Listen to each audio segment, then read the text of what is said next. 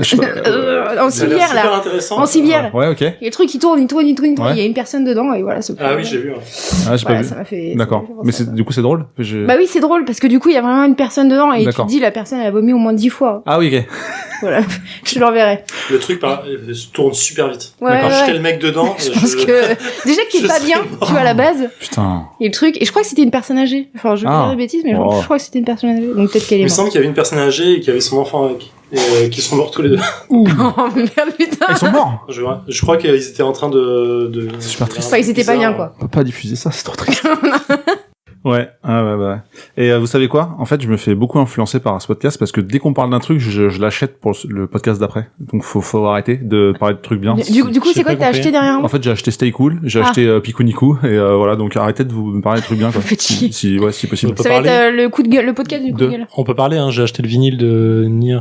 Ah oui. Ouais. Ah, c'est vrai. Cool en plus. C'est vrai, voilà. Vache. Vous avez déjà acheté des trucs, vous, suite à ce qu'on s'est dit? Ouais. Genre? Comment ça s'appelait? Rusty Lake, c'est ça? Ouais. Je les ai tous pris. C'est gratuit. C'est mortel. Ah. J'en ai pas tous fait encore, mais il y en a un où je suis coincé. Ah, moi aussi. Il y en a un qui va sortir, là, normalement, et je crois qu'ils ont prévu d'en sortir un autre, là. J'ai vu 2-3 trucs, ils teasaient un peu, et visiblement, ils sont en train de refaire un autre. Et qui forge aussi, bien sûr. J'ai acheté Gloomhaven. Ça suffit ou pas? Ah ouais, ça c'est bon. 150 balles. Pour l'année, c'est bon. J'en ai pour plus de 200 balles d'achat à cause de ce podcast. Ouais, bah ça va. Non, Bah, je pense que pareil, hein, avec les cartes qui forgent, je pense que ça va. Ouais, donc toi plus en fait au final. Faut que j'arrête de faire ça. Voilà. Mais on s'en fout, on en parlera plus tard parce que le Contrecast épisode 9, c'est parti.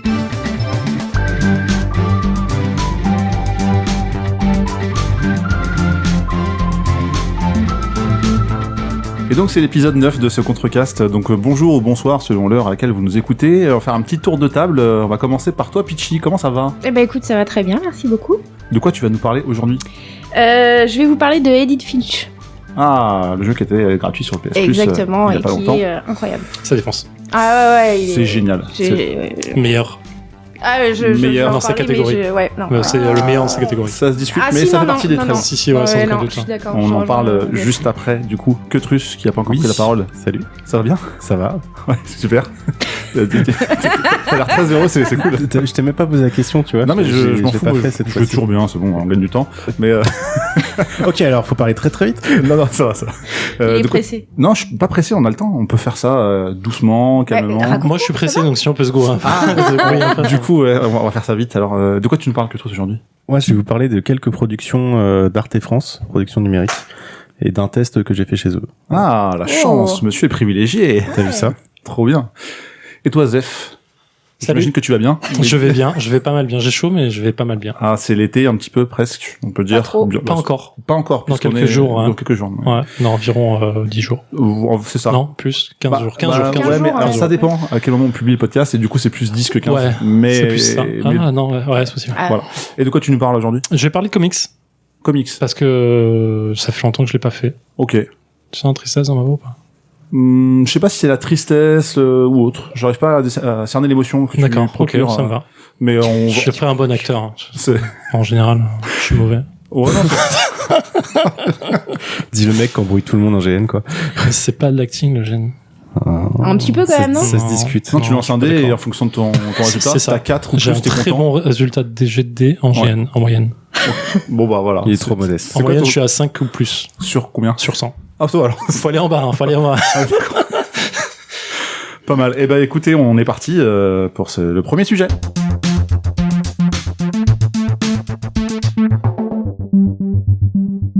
Ces derniers mois, on a la chance de voir de plus en plus de jeux édités et ou produits par Arte, avec notamment un de mes récents coups de cœur, A Fisherman's Tale. Mais aujourd'hui, on va laisser Quetrus nous parler de 2 derniers jeux sortis avec Vectronome et Half Frequencies. Quetrus, dis-nous tout. Ouais, exactement. Alors c'est d'habitude quand on dit c'est un jeu quoi, édité ou produit par Arte, Arte fait des jeux. Et oui, Arte fait des jeux et puis ça fait un petit bout de temps, ça fait depuis 2014, même ouais, peut-être 2013 je crois, sans me tromper. Et je vais vous parler des 2 derniers qui sont sortis en mai, qui s'appellent Vectronome et Half Frequencies. Alors ils sont disponibles soit sur Steam, soit sur application mobile, etc. Je vais commencer par Half Frequencies. C'est un jeu d'enquête narratif qui est uniquement en audio et dont l'intrigue se déroule sur plusieurs stations de radio. Comment ça se passe? En fait, le pitch de base, c'est que le gouvernement a décidé de mettre en place une boucle temporelle, ce qui va faire que les gens vont rebooter tous les jours, en fait, pour résoudre des problèmes économiques, etc., sociaux. Et en fait, je révèle pas grand-chose parce qu'on le découvre très vite, on se rend compte que la boucle temporelle est déjà installée. Et comment on s'en rend compte? Parce que t'as une radio pirate, t'as une fréquence de radio pirate qui te dit que attention, la boucle temporelle est déjà en place, il faut que vous puissiez communiquer aux autres radios que ce complot existe déjà et c'est important de mener la révolution par rapport à ça. Alors comment ça se passe? On a plusieurs stations de radio, alors un peu différentes en fonction des chapitres et au moment de l'histoire, du déroulement de l'histoire où on est. Et on va écouter les émissions de radio et en fait on peut enregistrer des extraits des émissions. Voilà, les émissions sont découpées en extraits que tu peux passer en double-cliquant si tu les as déjà lus une fois ou écouté une fois, pardon. Et en fait, en allant vers le bas, t'enregistres l'extrait et cet extrait, tu peux l'envoyer aux autres radios. C'est-à-dire que tu changes de station et tu vas pousser vers le haut, sur mobile en tout cas, en allant vers le haut, et tu vas leur faire écouter cet extrait que t'as enregistré sur une autre radio. Et si c'est pertinent, c'est-à-dire que si c'est le bon extrait et si ça fait sens, en fait, directement, les animateurs vont réagir à cet extrait et ça va commencer à changer le cours de l'histoire. Et voilà, t'évolues comme ça. Il y a des radios pirates où il y a des bruits un peu bizarres, certains bruits que t'arrives à décoder, qui te donnent un message que tu vas pouvoir envoyer à d'autres radios, etc., etc. Voilà, c'est le principe. C'est complètement de la science-fiction, c'est un peu du Orson Welles dans une boucle temporelle. Et le principe est incroyable. J'avais jamais vu un jeu comme ça. C'est assez, le concept est quand même assez dingue. Je suis mini-pause parce que il y a Zef qui vient de l'acheter à l'instant. Là. Voilà. Mais continue. Paiement effectué, c'est bon. Ah, mais il a raison. Ouais. Alors, j'ai pas fini. Tu peux arrêter le test, c'est bon. Vas-y. Je peux arrêter le test. Alors, il est assez court. Je l'ai pas encore fini parce que je l'ai commencé il y a que quelques jours. Mais je crois que Arte dit que c'est à peu près 3 heures de jeu. D'accord.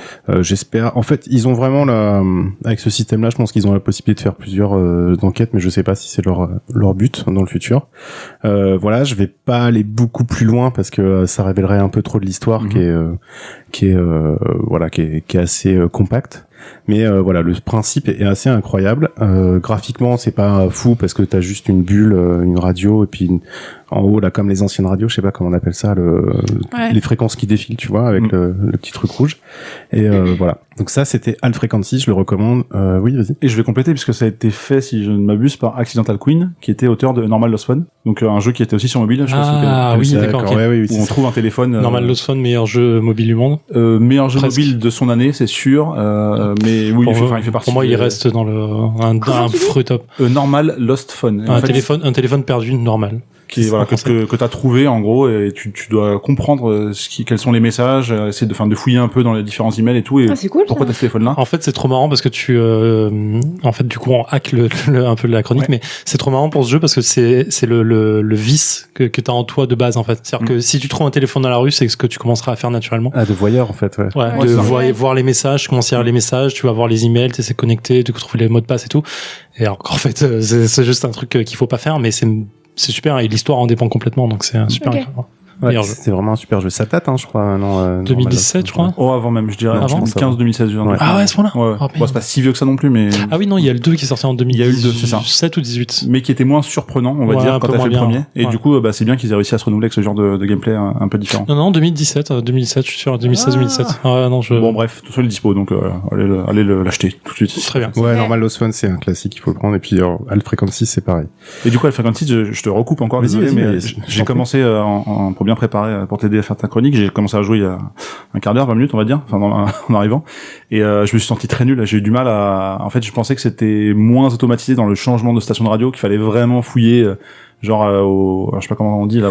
La fréquence que tu pensais que tu allais chercher la fréquence. Non. En fait, non, ça défile assez vite, donc au final, c'est assez simplifié. Donc t'as à peu près 5 radios à chaque fois. J'en ai vu 4 dans les chapitres. T'as la Talk FM, c'est qui est un peu Fun Radio à l'époque.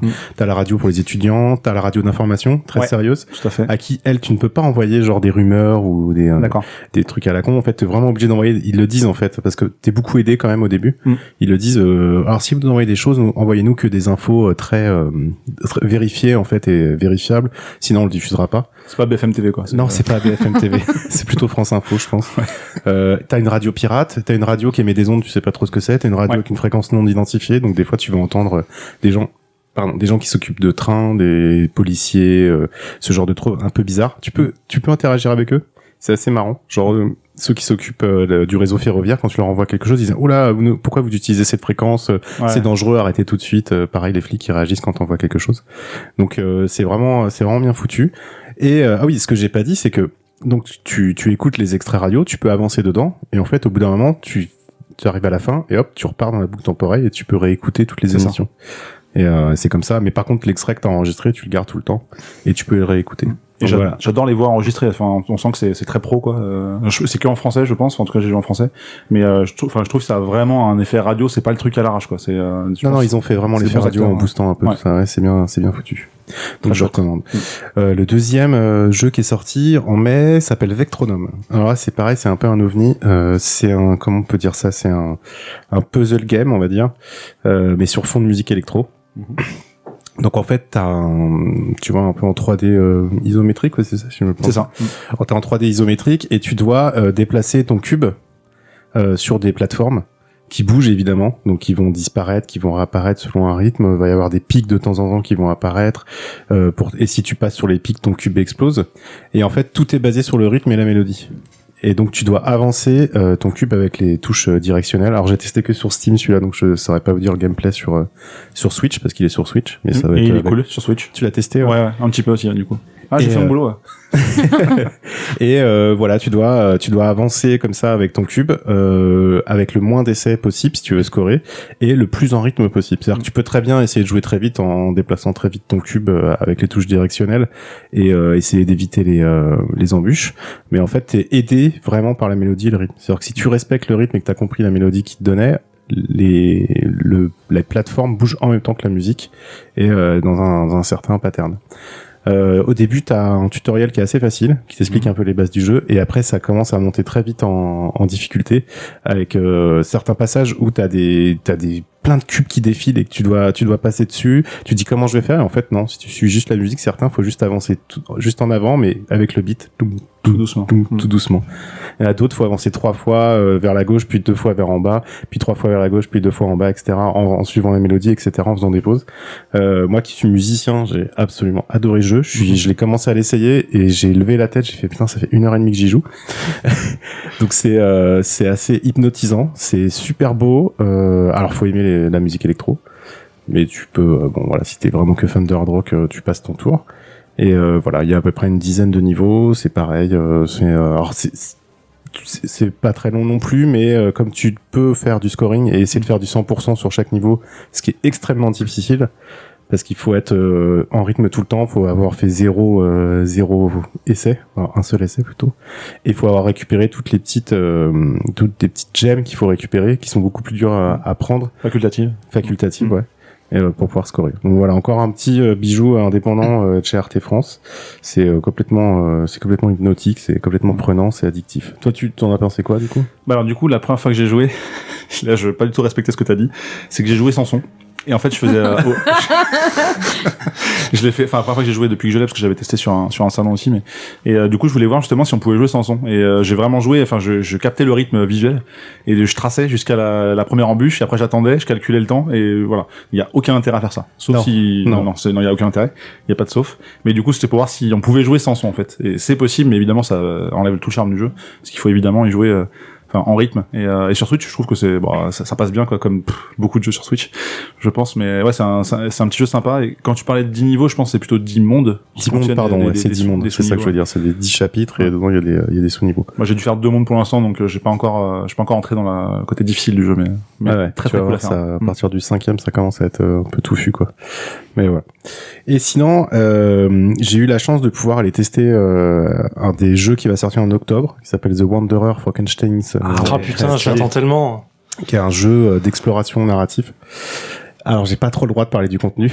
D'accord. On sait que c'est basé sur l'œuvre de Mary Shelley. C'est la créature de Frankenstein, et on va évoluer dans son monde et autour d'elle.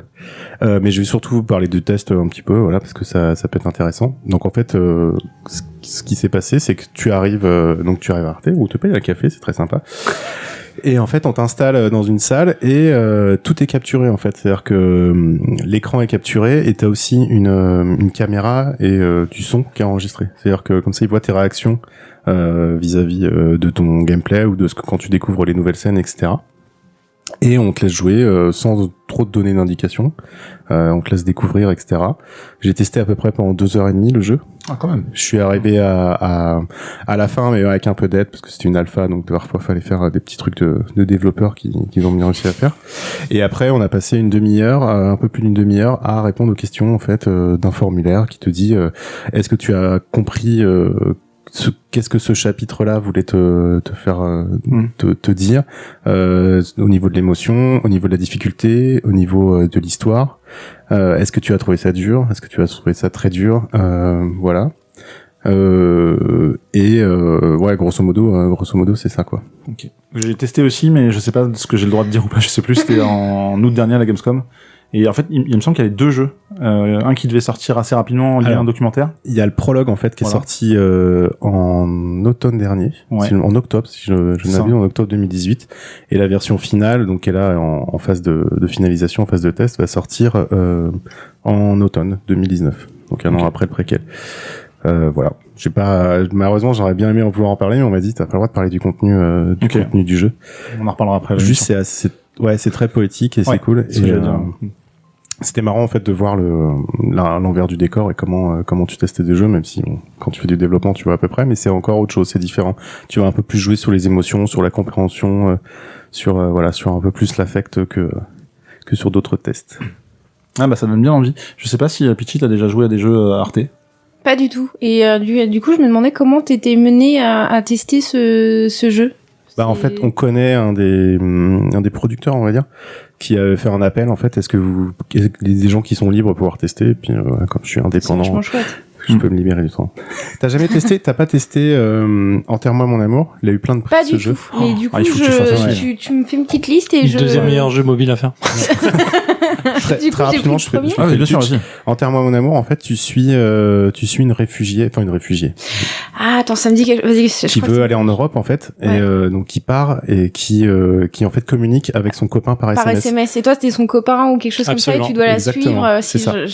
J'en ai déjà entendu parler et apparemment, il a l'air dingue ce jeu. Et c'est un jeu qui te met une tension hallucinante, qui te fait chialer aussi. Ouais, je pense que il doit être irrité d'un côté. Ouais. Alors, d'ailleurs, on se posait la question, est-ce que c'est un jeu, en fait? Et j'en discutais. T'as un choix, donc c'est un jeu. C'est une expérience narrative. Enfin, est-ce qu'un jeu Quantic Dream est un jeu? Enfin, voilà, c'est des questions qu'on peut se poser. T'as des choix, c'est le jeu? Ouais, voilà. Non, mais c'est vrai, enfin. Et du coup, la fin, est-ce qu'elle est, enfin, plusieurs fins. Il y a plusieurs fins, du coup. Je crois qu'il y en a 11 ou 12 différentes. Je sais plus que ça. Ouais, j'ai un doute. Au moment où je l'ai dit, j'ai eu un doute, mais ouais, je crois que j'en ai débloqué 4 ou 5, après j'ai arrêté, mais. J'en ai fait qu'une et j'étais trop triste de renchaîner. Ouais, ça m'a fait pareil, j'ai pas réussi à recommencer tout de suite. J'ai pas recommencé. En fait, c'est marrant parce que ta fin, j'ai essayé de la voir et j'ai pas réussi. Et j'ai passé ton truc et j'étais, putain, j'ai pas réussi à la voir. Et je l'ai refait derrière pour la voir, pour essayer. Voilà. En tout cas, ils font de très bons jeux, très intéressants. C'est à suivre de près. J'ai en tête aussi un qu'ils avaient édité, je crois, Typoman, où c'est un jeu de plateforme assez basique, mais on incarne on évolue dans un monde de typographie. Et du coup, c'est eux, ça? Ils l'ont édité. Ah putain. Ouais, ça il me semble, ils l'ont édité. Je vais pas dire de bêtises, mais je crois que c'est l'un de leurs premiers d'ailleurs. Et du coup, en fait, il y a toute l'histoire des typos, qu'est-ce que le série fait, etc. Il était pas sur Vita? Il était sur Vita. Je l'ai fait parce qu'il y avait les trophées et qu'il était cool. Il était vraiment bien. Et ouais, non, pour le coup, Arte, c'est, et puis j'en parlais dans mon intro aussi, avec Fisherman's Tale, qui est un jeu en VR, où il y a un concept de mise en abîme qui est ouf. On avait déjà parlé, je crois. Si, ouais. Un peu plus tôt aussi. Et il faut le faire aussi absolument, comme je pense quasi tous les jeux Arte. Je pense qu'il faut tous les faire. Vectronome, ça fait depuis qu'il est sorti, je me retiens de l'acheter sur Switch parce que je sais que j'ai pas le temps de jouer en fait, et du coup je suis en stand-by et me dire il faut que je l'achète. Mais tu viens d'acheter un jeu, tu peux pas en acheter deux? C'est sur mobile, c'est pas la même chose. J'ai le temps dans le métro de jouer en fait. Ouais. Okay. Mais sur Switch, je joue pas dans le métro. C'est un problème. Parlons-en.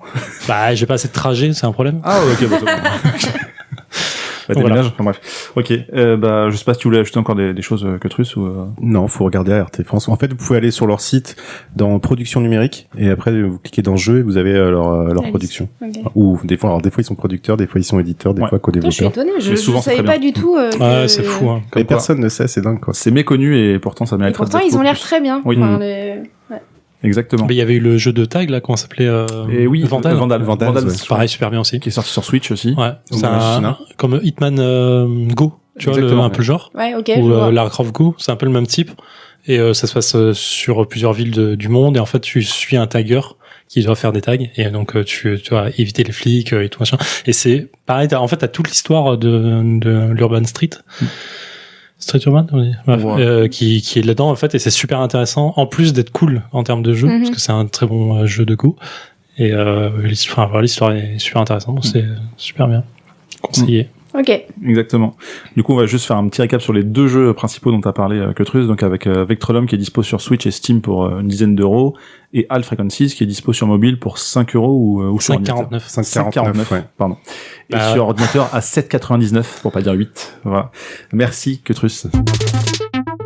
Il était offert pour les membres PS Plus au mois de mai dernier et les abonnés avaient râlé à tort sur le choix de ce titre. C'est très étrange car What Remains of Edith Finch fait clairement partie de mes titres préférés de ces derniers mois et j'espère sincèrement que Peachy sera de mon avis. Mais je vais lui laisser en parler directement. Comment ça, ils étaient... ça... C'est qui ces cons? Ouais, c'est clair. Écoute, Alors. les joueurs PlayStation aiment bien avoir que des gros titres Ouais, offerts et alors le mois là- dernier c'était Overcooked qui est génial et Edith Finch, Je qui est cherche génial. des gens pour jouer à Overcooked. On l'a fait Oh là là. 12 fois avec Zef mais Des environ. personnes que je m'attacherai pas forcément. Ok, bah écoute, ça fait plaisir. Parce que voilà. Pas nous, du coup. Heureusement qu'elle ne m'a pas proposé, on l'aurait mal pris, quoi, tu sais. Oui, bon alors du coup c'est pas le sujet. Edith Finch, purée. Alors pour le coup, bon, je peux comprendre peut-être la réticence de certaines personnes. Moi c'était mon cas au début, mais en fait c'est toi Jordan qui m'a donné envie d'y jouer. Eh bah sans doute. Ouais, parce que tu m'en avais parlé, tu m'as dit essaye-le, et franchement je suis très très contente de l'avoir fait. Voilà, donc si vous aimez un peu les jeux narratifs avec un univers un peu macabre, je dirais, c'est moi je dirais ça, c'est voilà, faut foncer, c'est clairement le jeu, enfin voilà, pour moi il frôle la perfection pas trop loin. En quoi ça consiste? Alors quand je dis la perfection, c'est parce que tu te laisses porter par l'histoire très facilement. Le personnage est dingue, la façon dont c'est fait aussi, les décors, enfin bon, bref. En gros, l'histoire, c'est on incarne Edith, une ado, je dirais. Enfin, je pense que ça peut être une personne de voilà. Et en gros, on retourne dans notre maison familiale qu'on a quittée quand on était très jeune, et on se rend compte que finalement, il s'est passé certaines choses dans cette maison, qui a une certaine malédiction a frappé un peu toute notre famille, et tous les membres en fait en sont morts. Voilà, c'est tragique, mais c'est comme ça. Et du coup, on va devoir... notre but, ça va être de découvrir un peu ce qui s'est passé. Et pour ça, on va revivre la mort de chacun des membres de notre famille façon un peu flashback. Et c'est trop bien. Parce que en fait, les histoires, je sais pas combien il y en a exactement, mais il doit y en avoir à peu près une dizaine, si je me trompe pas. Et en fait, les 10... ou plus ne se ressemblent pas du tout. En fait, les univers sont complètement différents. Ça va du plus perché au plus poétique, exactement. C'est exactement ça. Je me le suis noté. Je trouve que il y a des univers complètement poétiques. Enfin, c'est dingue. Et en gros, on s'ennuie pas. En fait, c'est très court. Par contre, c'est le seul truc que j'ai peut-être à reprocher. C'est voilà, en 1h30, c'est terminé. 1h30. Un peu plus, non? Un peu plus, 2h30, 3h. Ouais, voilà, c'est ça. Oh, ah ouais. Bon, Ouais, 3 alors, heures, je pense. 3 heures, on va dire. Et sinon, qu'est-ce que je peux dire d'autre dessus? Qu'est-ce que je m'étais... Ouais, non, le fait que toutes les histoires sont complètement différentes. Parce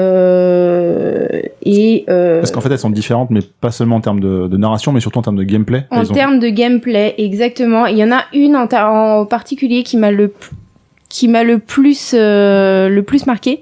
C'est... alors, je sais pas si tous vous l'avez fait ici. Si, enfin, apparemment. Cutrus. Moi, j'ai regardé un let's play entier. Ah, Ouais. c'est dommage. C'est- mais ouais, C'était mortel aussi. Hein. mais ouais, tu l'as dit, tu l'as vécu, quoi. C'était la partie de la bande dessinée. Ok. Ah ouais, d'accord. Pas Celui-là, celle qui me marque le plus, mais ouais. celui-là et la petite fille. Voilà, La petite fille, c'est celle qui... Le bébé? L'oiseau? Ouais. Ah, ok. C'est non plus, mais ouais, ok. Ah. Ah ouais, c'est lequel La hein pieuvre. Ah. Bah, c'est elle. Ah, c'est elle. Elle Ouais, commence c'est par elle. pieuvre. Oui, c'est ça. Ah, bah, c'est Non, elle commence sous l'oiseau et elle finit pieuvre. Oui, c'est ça. Ouais. Ouais. Et enfin bref, c'est vraiment bien. Moi, je le conseille vraiment. Qu'est-ce que je peux dire d'autre dessus? Enfin. En fait, j'ai une question, je me souviens plus, je l'ai fait aussi, mais est-ce qu'il y a un ordre imposé dans les choix des histoires? Non, je crois pas Si, qu'il y ait un ordre. Si, il y a un ordre, parce qu'en fait, de mémoire, c'est que tu visites la maison et tu ouais, tombes sur les pièces. Ouais, mais la façon de visiter les pièces, en fait, elle est prédéterminée. Justement, ah d'accord, ok. C'est ce que je me suis demandé en fait. Ou alors, j'ai pas fait gaffe, mais pour moi, t'avais toujours qu'un chemin à suivre. Donc, soit le jeu est très bien fait, et du coup, tu te sens obligé d'emprunter ce chemin. Et peut-être que tu n'es pas obligé de le faire, mais à mon sens, c'était comme ça. Donc, c'était la question que je m'étais posée en fait. C'est parce que en fait, j'avais l'impression que t'avais différents chemins et que en prenant un chemin, t'allais peut-être louper autre chose. Enfin, tu vois, je savais pas trop. Pour moi, quand t'avais l'occasion de prendre un chemin, t'étais bloqué et tu devais revenir plus tard. Je pense à la cave, par exemple, où tu reviens plus tard. Oui, comme ça. Ok. Mais on commence par le chat, par exemple, ou c'est dans la mémoire seulement? Vous voyez ce que c'est, le chat? Ouais, je peux pas dire oui, plus, mais... le chat, bah c'est. Ah oui, bah c'est la fille. Oui, c'est la petite. Ah, c'est ça, c'est la d'accord. gamine. Ah, mais oui, c'est vrai. Ok. Bah, c'est vrai. Bah, Et oui, je crois que d'ailleurs c'est la première. Et je crois que c'est la première, ouais. Parce que c'est là où je me suis dit, qu'est-ce que what the fuck je suis en train de faire? C'est ça, ouais. En fait, c'est juste après le chat où je me suis dit, waouh, c'est quoi ça? Je comprends rien, et en fait, j'aime bien. Du coup, enfin, c'est vraiment le truc. Ouais. En fait, pour cette scène, pour toute la fille, en fait, on parle de la fille, c'est une gamine qui est morte d'une certaine façon, mais en fait, elle imagine sa vie différemment, et donc elle passe de l'état de chat à l'état d'oiseau, à l'état de plusieurs choses différentes, et on vit donc comme si on était l'animal à chaque fois. Et en fait, je trouvais la sensation quand on est un aigle, c'est un aigle ou un faucon, je sais plus d'ailleurs, un oiseau. En fait, j'ai rarement eu dans un jeu vidéo cette sensation de voler. Quand tu es vraiment en train de voler. Je sais pas comment expliquer ça, en fait. J'avais une manette entre les mains, je faisais que regarder un écran, mais j'avais vraiment cette sensation d'être en plein vol. Et j'étais sur ma télé de merde, hein, tu vois, j'avais pas un VR sur la tête, et c'était vraiment impressionnant. Je trouve, dans la manipulation, il y a plein de choses qui étaient fluides et agréables, en fait. Et je trouve que c'est ça. Il y a peu de jeux qui donnent cet effet-là, en fait, hein, quand t'es vraiment en train d'avoir l'impression de voler, t'as pas l'impression d'avoir, tu sais que tu es en train de manipuler un truc, quoi. Là, c'est fluide, quoi. C'est un peu comme l'effet flower dans l'idée, quoi. Ah ouais. Exactement. Est-ce que c'est pas le fait justement d'incarner progressivement différents animaux qui fait que tu es transporté, enfin amené probablement, à cette probablement, je sais pas. Mais vraiment, tout est tellement, ça glisse, quoi. Ouais, voilà, c'est ça en fait. C'est comme tu dis, c'est super fluide et même la suite du jeu en fait, ça l'est. Enfin, je veux dire, c'est très. C'est par exemple rien que parce que alors le jeu est anglais, mais il y a les sous-titres français et les sous-titres en fait ils apparaissent. Alors je sais pas comment trop expliquer, mais tu sais ils apparaissent en fonction. Enfin. Ils sont adaptés à la situation. Ouais, ils vont pas casser la narration. Ouais, voilà, c'est pas le truc brut qui vient se poser en bas de ton écran. C'est un truc qui va s'afficher un peu partout, mais de façon très bien imprégnée. Ils vont être un peu liquides quand c'est. Ouais, exactement. Et rien que ça, j'ai trouvé ça dingue en fait. Quand t'avances, t'as le truc, t'as l'impression que c'est à côté de toi. Enfin, c'est vraiment bien. Et franchement, je pense que c'est un des meilleurs jeux narratifs auxquels j'ai joué. Ouais. Franchement, j'arrive pas à trouver d'autres. Même la narration, enfin la voix narrative, les voix narratives sont complètement ouf, quoi. Ouais, parce que elles sont adaptées à la situation, l'acting est putain de bien tout le temps. Les musiques aussi sont bien. Les histoires, on n'en parle même pas. C'est onirique à souhait. Et c'est tellement. Enfin, moi j'ai envie de vivre ça tout le temps, en fait. Tu vois, quand je m'endors le soir, je me dis j'aimerais vivre un truc comme ça, en fait, dans mon rêve. Et en fait, c'est fou. Ouais. Ah, pas tout, hein. Il y a des histoires qui sont un peu. Oui, non, mais ce que je veux dire, c'est que c'est dans un rêve. Inventé de ouf, bien. C'est pas crédible du tout et ça l'est complètement dans la façon dont tu le vis. C'est pas choquant. Il y a rien qui te dit ce gros truc. Tu parlais de la BD, le comics. Ouais. Alors ça, j'ai trouvé ça trop bien de gameplay, c'est affolant, quoi. Comme ça. Ah non, mais c'était génial. Et alors, ce qui est bien, c'est que une fois qu'on a fini le jeu, on peut revivre. En fait, on peut retourner sur certains personnages. Moi, je l'ai fait notamment pour les trophées. Ah, quand même. Ouais. Moi aussi.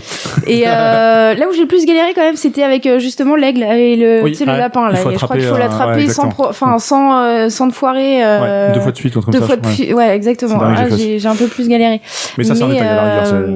Mais du coup, ça c'est plutôt pas mal parce que si tu veux revivre n'importe quelle histoire, tu peux le refaire. Et voilà, donc vraiment, non, j'étais vraiment très très surprise et je ne comprends pas pourquoi les gens ont crié sur ce jeu. Ah mais moi non plus. Enfin moi je défends ce jeu. Enfin c'est. Ouais, mais quand tu le connais pas, t'as cette impression de. Mais fais-le. Moi, j'ai mis très longtemps à m'y mettre en fait. C'est ça le problème. Ah, ouais. Je l'ai vu depuis longtemps. Je l'avais. Je sais plus comment je l'avais. En fait, j'ai dû l'acheter sans faire attention. Enfin, pas sans faire attention, mais à un moment, on a dû me le conseiller. Je l'ai acheté. Je l'ai pas testé avant longtemps. Et à chaque fois, je le voyais, je me disais, ouais, ok, pourquoi pas.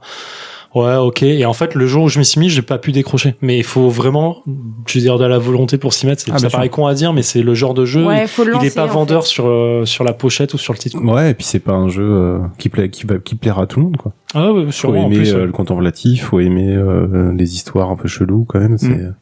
Non, c'est vrai, mais Ouais. il avait été très apprécié par la critique en 2017 à sa sortie. Enfin, il était dans beaucoup de top 10 de plein de podcasts, de plein de magazines et autres. Mais je pense qu'il est resté méconnu et le fait qu'il soit offert avec le PS Plus, ça lui a remis un coup de boost en termes de vente aussi et de visibilité. Donc, je suis content que tu l'aies fait à ce moment-là. Moi, c'est pareil, je l'ai fait tardivement, mais en 2018.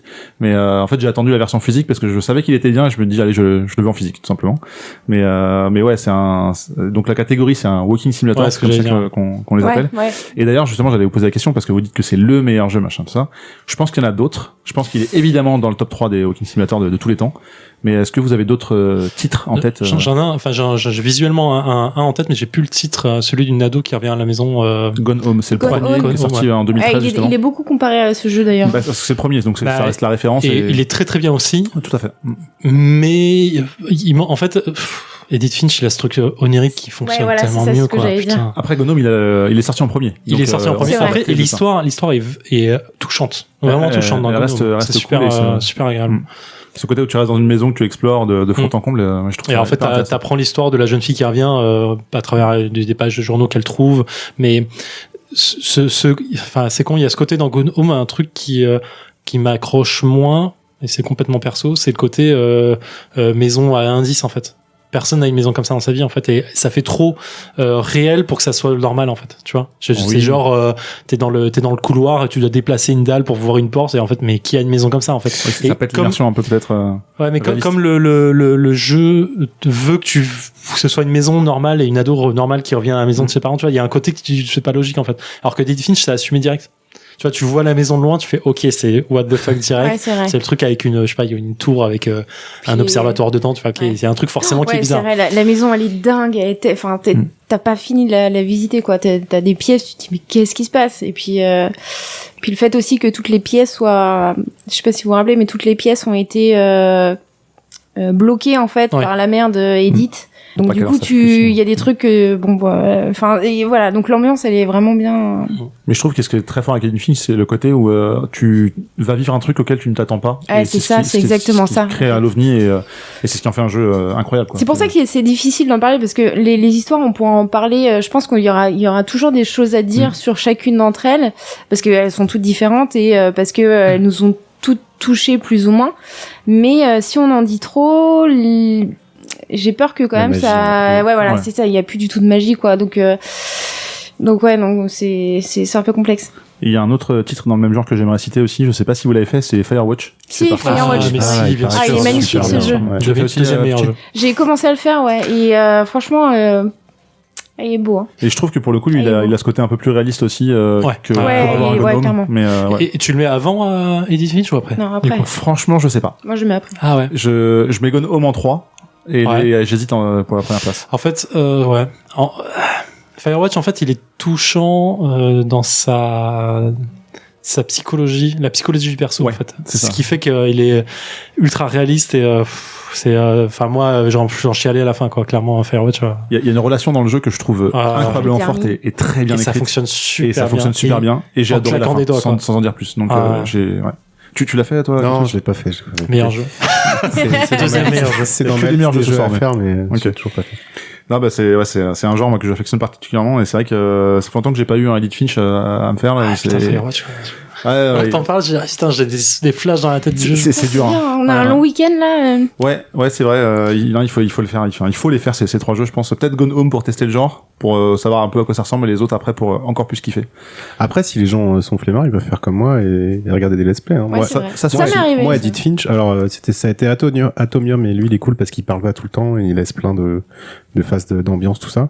Et franchement, moi, je l'ai vécu comme comme une série ou un film ou une histoire qu'on me raconte le soir, ou tu vois, et j'étais à fond dedans, quoi. Et j'en pouvais plus, quoi. Tu vois les trucs, tu fais c'est pas possible, c'est trop bien, et t'enchaînes les vidéos parce que tu veux voir tout le jeu, et que voilà, c'est comme une petite histoire ou un film d'animation, quoi. De toute façon, soit vous achetez le jeu, soit vous regardez le lien dans la description avec le stream dont tu parles là. C'est marrant pour les. Enfin, je suis pas très fan de Let's Play à la base, mais j'en avais fait un pour.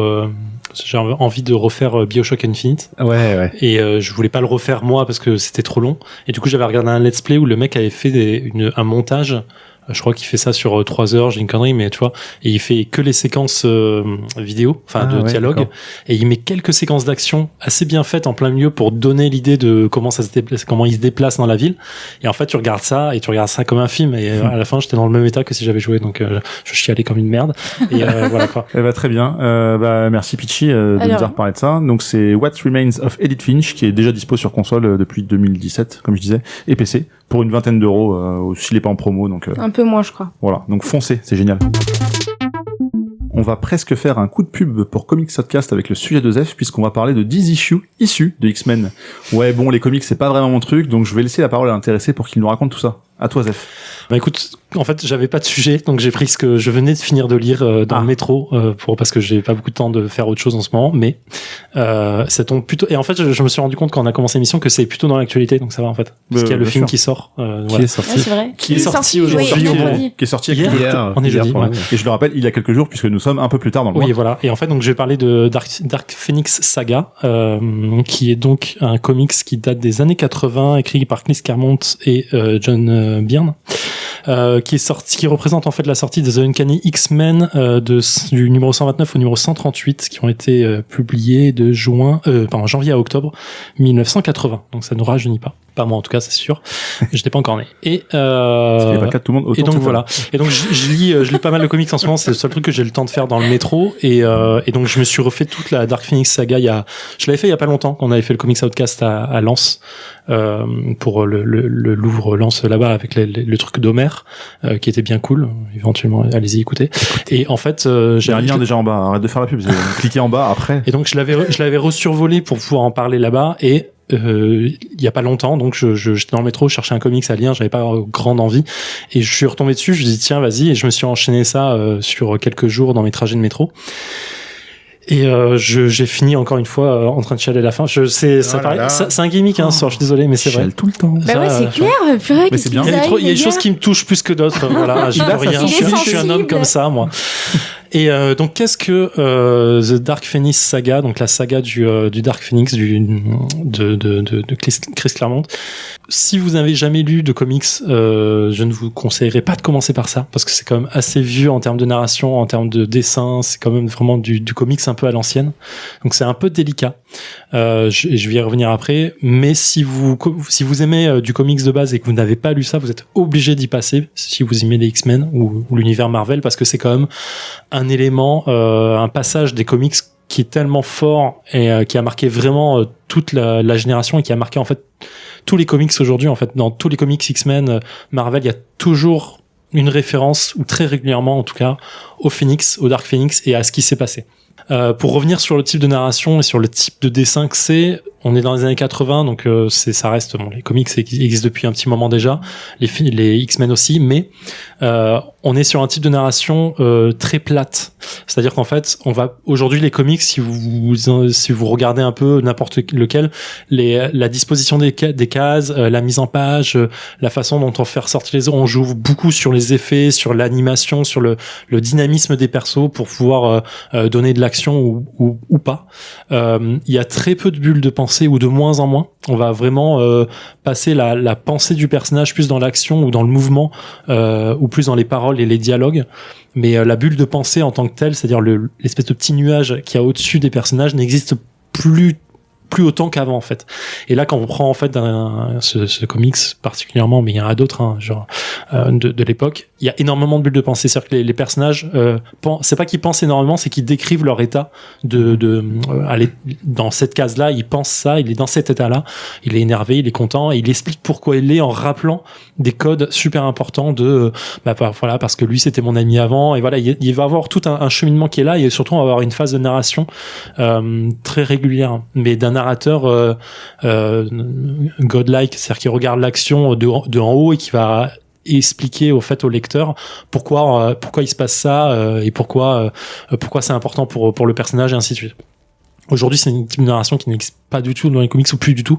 La façon dont ça arrive, si on regarde du Batman par exemple, on est dans la pensée du personnage et c'est lui qui explique ce qu'il est en train de penser au moment où il se passe, mais c'est en décalé. C'est souvent une narration qui est passée, qui est présente, qui est future, mais rarement dans l'action en tant que telle. C'est une narration qui est typique de l'époque des années 80. C'est typique. C'est typique. Si on regarde tous les comics, le TPP de Vision et de Scarlet Witch que j'ai aussi là. J'y pense parce que je pensais ça, je sais pas pourquoi. Bref, c'est exactement le type de narration. C'est pas désagréable. Il faut juste, c'est plus verbeux en fait qu'aujourd'hui sur certains comics du genre. Je dis X-Men machin et tout, c'est vachement plus verbeux, il y a moins autant d'action peut-être, moins dynamique, mais c'est plus verbeux, c'est tout simplement ça. Et donc il faut pas avoir peur de taper des petits pavés de texte dans des petites cases, dans des dialogues et ainsi de suite. Donc c'est une narration qui est différente. Donc je sais pas vous dire ne lisez pas ça parce que c'est quand même un très grand moment de comics, mais il faut juste s'y préparer. Pour revenir dans l'histoire directement, le Dark Phoenix, donc on est à ce moment-là avec une équipe d'X-Men qui est composée de Cyclope en leader, Wolverine, Jean Grey qui est anciennement Marvel Girl, on va avoir Ororo, donc Tornade, Storm, et Colossus et Beast et Diablo, pardon, j'ai oublié toujours.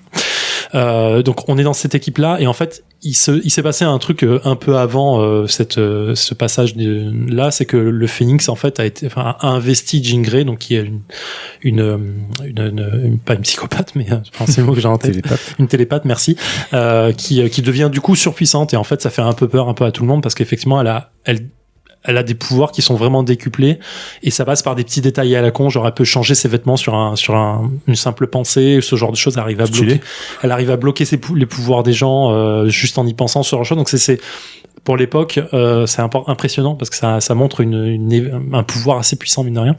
Et en fait tout va partir en couille. Je vais pas vous faire toute l'histoire parce que c'est un peu plus long, mais tout va partir en couille très facilement à cause du Hellfire Club, qui est à l'époque un des piliers vilains.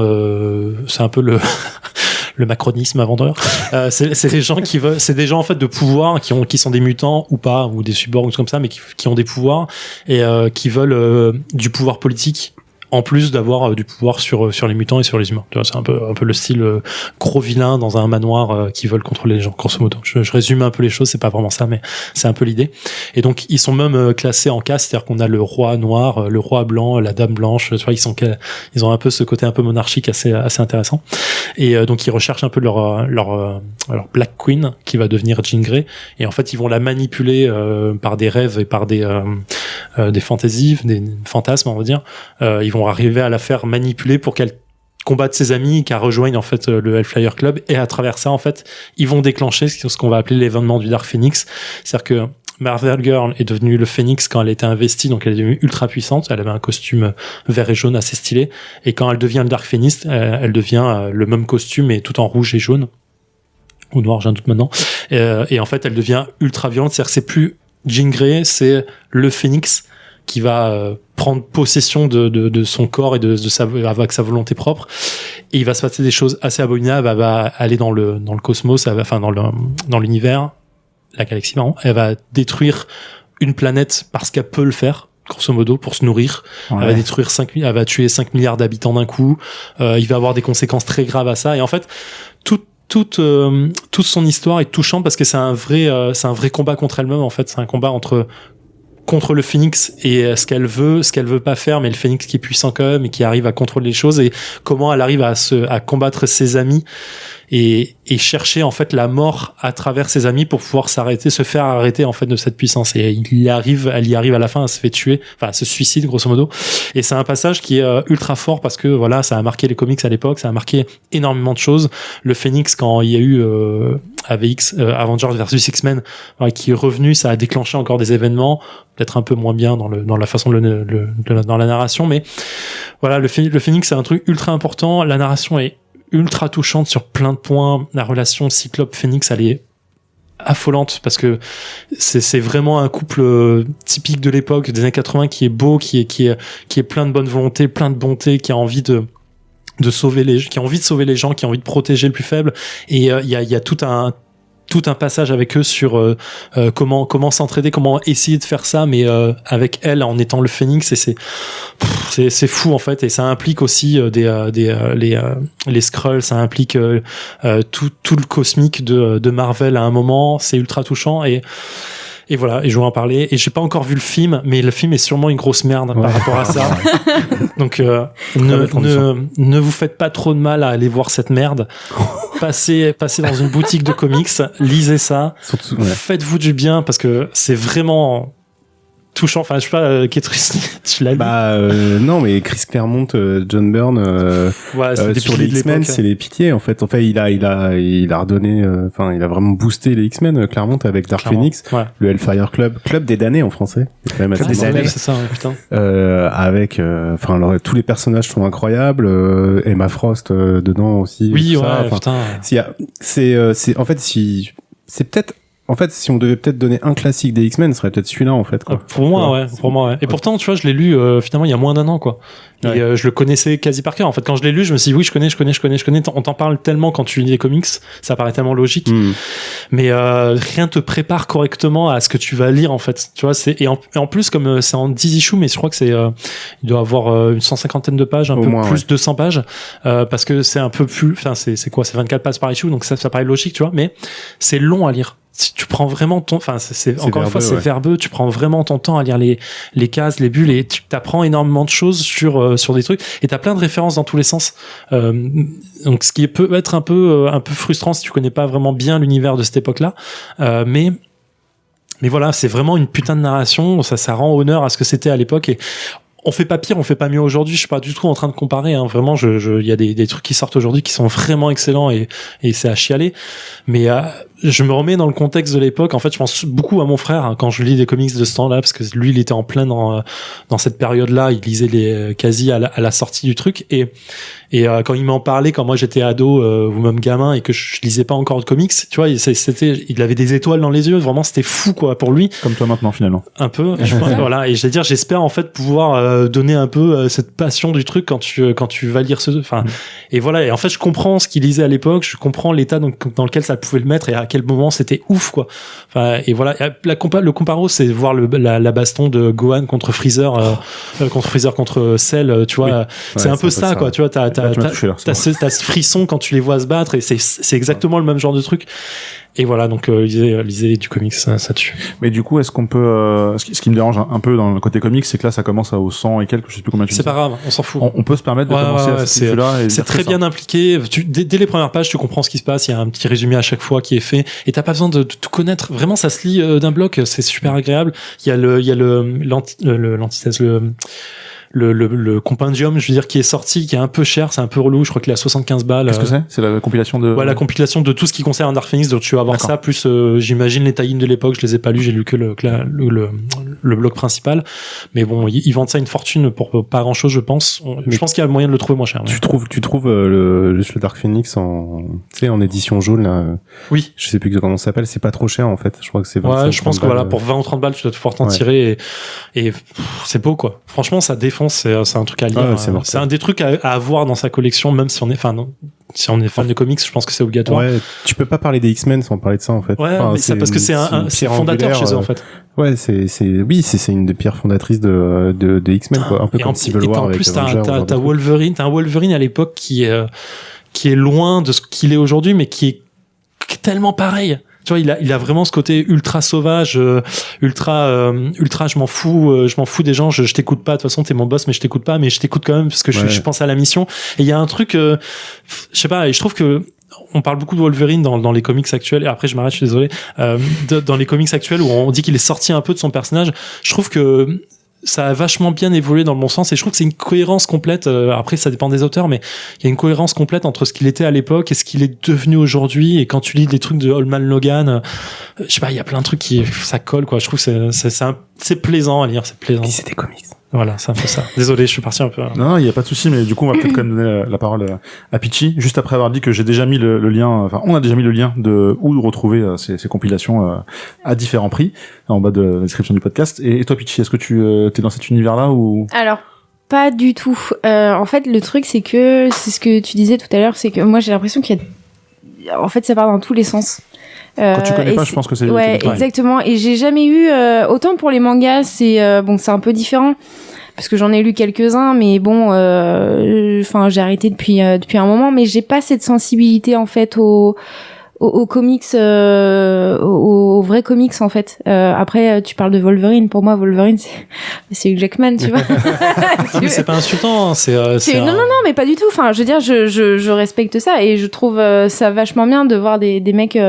passionnée par ça, parce que je pense qu'il y a les mecs moi mon problème c'est qu'il y a eu énormément de je sais pas si on peut appeler ça des crossovers ou des trucs, oui, tu aussi, vois, énormément, ouais. Et en fait j'avais vraiment peur en fait de me retrouver perdu très très très rapidement.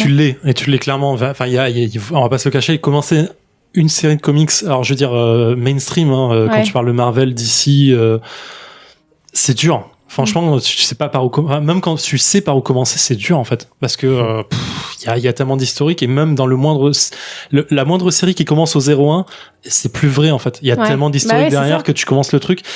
Mais en fait, tu peux le faire parce que tu vas t'intéresser qu'à cette histoire-là, tu vois. Donc c'est pas très gênant en soi.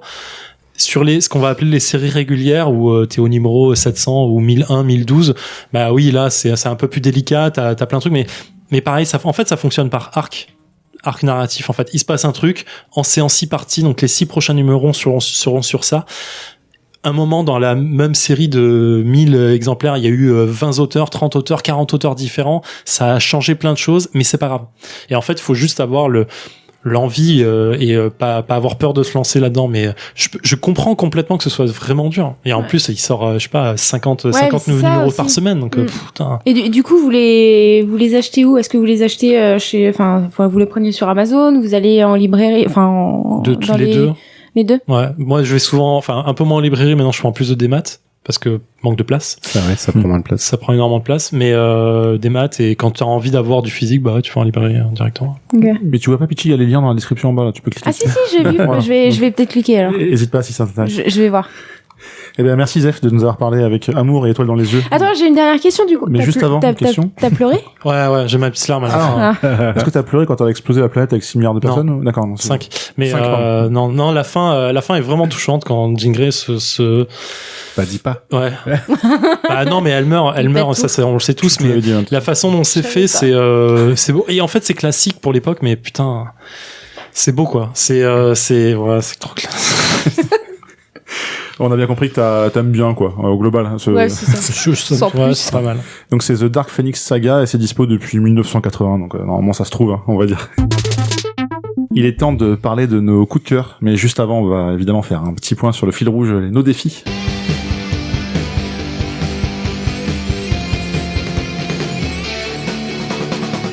Et on va te laisser la parole, Zef, pour nous dire où tu en es. Bah écoute, je pense qu'au prochain numéro du Contrecast, je me trouverai un nouveau fil rouge, parce que je suis trop en avance, j'ai déjà fini mon année là, donc voilà. Du coup, tu peux nous expliquer ce qu'on a dans mon dos et qui est face à toi? Alors, au niveau du mur. j'ai fini donc la saison 2 de Hunt the Killer, qui est pas vraiment la saison 2, je suis un peu deg, mais c'est pas grave. Comment ça? C'est en fait, non, c'est une saison 3, en fait. Pour leur chronologie à eux, c'est la saison 3. La saison 2, ils me l'ont pas envoyé. Je pense que c'est une narrative qu'ils font plus aujourd'hui. D'accord. C'est un peu dommage parce qu'il y a une référence à la saison 2, du coup, que j'avais pas dans la saison 3. Vous me suivez ou pas? Et du coup, bon, voilà. Donc, j'ai fini ma saison 2. Il y a pas très longtemps, il y a 2 semaines environ, qui était cool.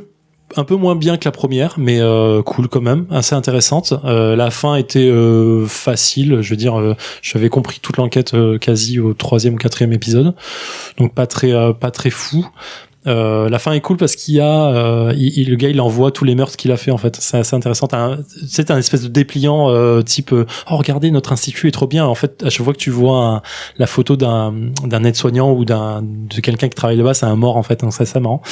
Donc voilà, donc ça c'était assez simple. Il n'y avait pas eu trop des énigmes n'étaient pas trop dures. Je pense il y en a peut-être une ou deux sur lesquelles on a bloqué. Il fallait peut-être truc. Et donc j'ai commencé la saison 3. Donc dans votre dos vous avez Listening Friends of America Second Chance. C'est donc une branche différente de l'institut qu'on suit à travers Hunt the Killer. On a Help Me. Ouais. En fait, c'est donc là, cette image. Épisode 1, on reçoit en fait un dossier d'une nana qui s'appelle Penelope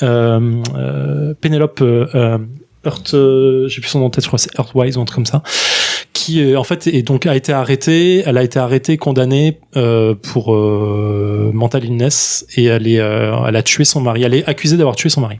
En fait, c'est une nana qui est un peu lunaire. C'est une artiste, voilà. Elle a un mari, elle a son enfant qui a 10 ans environ de mémoire. Et un jour, elle est dans son atelier parce qu'elle a un petit atelier chez elle pour peindre. Et là, il y a deux versions. Donc, je vais raconter la version qu'elle nous raconte à travers sa lettre parce qu'elle envoie des lettres, ce qu'on appelle des pen pals, c'est-à-dire des lettres de correspondants. Et dedans, elle raconte voilà quand elle était dans son atelier, elle entend un bruit assez fort venant de la maison. Donc elle se précipite à l'intérieur, elle va dans le bureau de son mari et elle ouvre la porte et là elle voit son enfant à terre mort, une balle dans le cœur. Elle voit son mari sur son bureau, plusieurs éléments sur son bureau en fait, et elle comprend très rapidement que son mari était en train de nettoyer son arme à feu, comme c'est classique chez les Américains, et le coup est parti tout seul et son enfant est en face, il est mort. Comme c'est classique. Et au moment où elle voit ça, elle voit son mari qui prend son arme et qui va pour le pointer sur sa propre tempe. Il vient tuer son enfant. Le mec n'a plus de raison de vivre, quasi. Il va se suicider. Elle se jette sur lui. Elle essaye de se battre un peu avec lui pour l'empêcher de faire ça dans la cohue, qui n'a pas dû être une très grosse cohue parce qu'il est mort sur le bureau. Il se suicide quand même. Il arrive à mettre feu à son arme. Enfin, déclencher l'arme et il se tire une balle dans la tête. Et là, en fait, la nana m'explique, je veux dire ça au singulier, elle m'explique que finalement, elle a rien fait. Elle a été accusée, condamnée, mais elle a rien fait. Et donc, à travers un processus assez simple qu'il y a dans cet état-là et grâce à son avocat, machin et tout, elle a pu être mise dans un institut spécialisé pour les gens un peu barges qui s'appelle Listening Friends of America. Et donc elle nous envoie donc cette lettre-là, elle nous envoie un petit dessin parce qu'elle est artiste, donc il faut colorier le truc. Il y a un message caché à l'intérieur qui est gros. Enfin là on l'a assuré et on l'a mis en gras, donc on voit qu'il y a marqué Help Me hein, évidemment. Donc aidez-moi parce qu'en fait à travers cette lettre elle dit vous êtes ma seule chance pour prouver mon innocence. Je n'ai pas tué mon mari, il s'est suicidé devant moi, aidez-moi. Et en fait, c'est la première, je suis assez étonné parce que les autres boîtes que j'avais, les autres saisons, c'était une histoire où c'était un mec, on savait qu'il c'était un tueur en série, c'était bizarre. La façon dont il me parlait, on comprenait que c'était déjà quelqu'un qui calculait les choses à l'avance. Et là, en fait, c'est pas du tout le cas. Et on reçoit un gros dossier, 22 pages, je crois, qu'elle nous envoie, qui a une copie de son procès, donc des questions qui ont été posées par les avocats aux témoins, au contraire, et du procureur aux témoins aussi, et à elle. On a son évaluation psychologique, on a les rapports d'autopsie de son mari et de son fils.